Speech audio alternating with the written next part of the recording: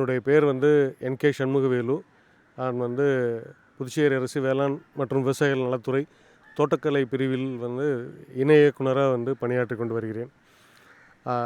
இந்த பிரிவை பொறுத்தவரையும் தோட்டக்கலை பிரிவை பொறுத்த வரைக்கும் வந்து மத்திய அரசு, மாநில அரசு வெவ்வேறு திட்டங்கள் வந்து செயல்படுத்திகிட்டு இருக்கோம். அதில் வந்து மத்திய அரசு திட்டம்னு பார்க்க போனீங்கன்னா தேசிய தோட்டக்கலை இயக்கம், அதாவது நேஷ்னல் ஹார்டிகல்ச்சர் மிஷன் என்று சொல்லக்கூடிய அந்த திட்டத்தை வந்து கடந்த 2014ஆம் ஆண்டிலிருந்து செவ்வனே செயல்படுத்தி கொண்டு வருகிறோம்.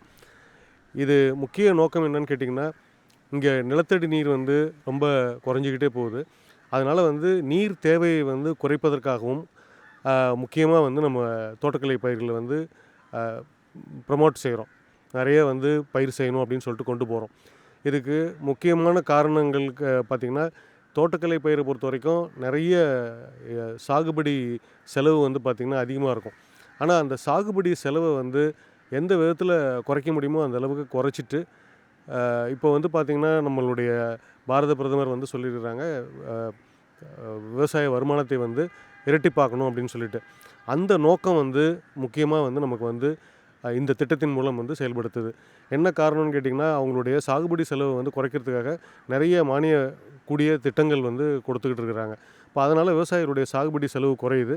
அப்போ செலவு குறையிறது மட்டும் கிடையாது, நம்மளுடைய வருமானமும் வந்து பார்த்திங்கன்னா அதனால் வந்து கூடுதலாக அவங்களுக்கு வருது. ஸோ இதன் மூலயமா வந்து நம்ம வந்து எந்த பயிர் வந்து அதிகமான நீரை உறிஞ்சுகிறதோ அந்த பயிரை வந்து குறைத்து விட்டு, அதுக்கு மாற்றாக தோட்டக்கலை பயிர்களை வந்து சாகுபடி செஞ்சாங்கன்னா அவங்களுக்கு வந்து நிறைய நீர் தேவை வந்து குறையிறது மட்டும் இல்லாத வருமானமும் பெருகும். இந்த ஒரு முக்கிய நோக்கத்துக்காக தான் செயல்படுத்தி கொண்டு வருகிறோம். இந்த திட்டத்தில் வந்து பார்த்திங்கன்னா, தோட்டக்கலை பயிர்கள்னு பொதுவாக எடுத்துக்கிட்டிங்கன்னா எல்லா பயிருமே வந்து அதில் வந்து கலந்து வரும். அதாவது காய்கறி பயிர்கள், நறுமணப் பயிர்கள், பூக்கள், அது பழத்தோட்டங்கள், இந்த மாதிரி இதெல்லாம் வந்து புதுசாக வந்து அவங்க வந்து உருவாக்குறதுக்கும், தோட்டங்கள் உருவாக்குறதுக்கும் நிறைய மானியங்கள் வந்து நம்ம கொடுத்துக்கிட்டு இருக்கிறோம். இதோடு மட்டும் இல்லாத தோட்டக்கலை சார்ந்த சில உப தொழில்கள்லாம் இருக்குது. அதாவது பார்த்திங்கன்னா தேனீ வளர்ப்பு. தேனீ வளர்ப்பு நமக்கு எல்லாருக்குமே தெரியும்.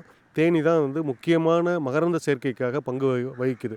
ஸோ அப்போ ஒரு தோட்டத்தில் வந்து காய்கறி தோட்டம் போடுறாங்க, இல்லை ஒரு பழத்தோட்டம் போடுறாங்கன்னா அங்கே வந்து ஒரு தேன் பெட்டி நிறையா வந்து வைக்கும்போது பார்த்திங்கன்னா அதனால் வந்து மகரந்த சேர்க்கை அதிகமாகும். அதனால் வந்து பார்த்திங்கன்னா மகசூலும் வந்து கூடுதலாக கிடைக்கும். ஸோ இதுக்காக வந்து தேனீ வளர்ப்பு. அது மட்டும் இல்லாத இதோடு நிறுத்தில்லாத பார்த்திங்கன்னா நமக்கு வந்து இந்த காளான் வளர்ப்பும் வந்து ஒரு உபத்தொழிலாக வந்து அந்த தோட்டத்திலே பழத்தோட்டத்திலே கூட அவங்க செய்யலாம். அதுக்கு உண்டான மானியமும் வந்து மத்திய அரசு கொடுக்குது. காய்கறி பயிர்களுக்கு வந்து பார்த்திங்கன்னா நெகிழியில் மூடாக்கு, அதாவது வந்து பார்த்திங்கன்னா களையெல்லாம் இல்லாத அவங்களுக்கு வந்து இருக்கணும் அப்படின்றதுக்காக நெகிழியில் வந்து பயிரில் வந்து மூடாக்கு மாரி நம்ம வந்து அதுக்கும் வந்து மானியம் கொடுக்குறோம். இது மட்டும் இல்லாமல் அதாவது நார்மலாக வந்து பார்த்திங்கன்னா நமக்கு வந்து 2 பருவங்களில் கொடுக்குறோம். ஆடிப்பட்டம், அதேமாரி தைப்பட்டம், 2 பருவம் தான் வந்து காய்கறி பட்டம். இந்த 2 பட்டத்துக்கும் வந்து மானியங்கள் நம்ம கொடுத்துக்கிட்டு இருக்கிறோம் விவசாயிகளுக்கு. இந்த மானியங்கள் அனைத்துமே பார்த்திங்கன்னா ஒரு முக்கியமான விஷயம் இதில், மற்ற மாநிலத்தை காட்டிலும் மற்ற மாநிலத்திலலாம் வந்து பார்த்திங்கன்னா மத்திய அரசுடைய மானியம் வந்து ஒரு குறிப்பிட்ட சதவீதம் இருக்கும். அதே சமயத்தில் மாநில அரசுடைய மானியம் வந்து ஒரு குறிப்பிட்ட சதவீதம் வந்து அவங்களும் சேர்த்து கொடுக்கணும். புதுச்சேரி பிரதேசம் வந்து யூனியன் பிரதேசம் என்ற ஒரு காரணத்துக்காக அவங்க என்ன செஞ்சுட்டாங்கன்னு கேட்டிங்கன்னா, 100% மத்திய அரசு வந்து முழு தொகையுமே வந்து மானியமாக வந்து நமக்கு கொடுக்குது. ஸோ அப்போ அதனால் வந்து பார்த்திங்கன்னா யூனியன் பிரதேசத்தோடைய மாநில செலவு வந்து கணிசமாக வந்து குறையுது இதில். 1. 2வது என்னென்னு கேட்டிங்கன்னா, இப்போ மானியத்தை பற்றி பார்க்கும்போது ஆடிப்பட்டம், தைப்பட்டம் இந்த 2 காய்கறி பருவங்கள் இல்லாத மற்ற பருவங்களையும் வந்து காய்கறியை வந்து கொண்டு வரலாம்.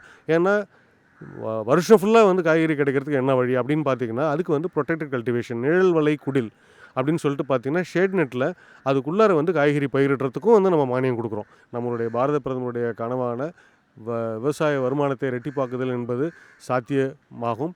அந்த இலக்கை நோக்கி நாம் பயணித்து கொண்டிருக்கிறோம். இந்த வாய்ப்புக்கு நன்றி, வணக்கம்.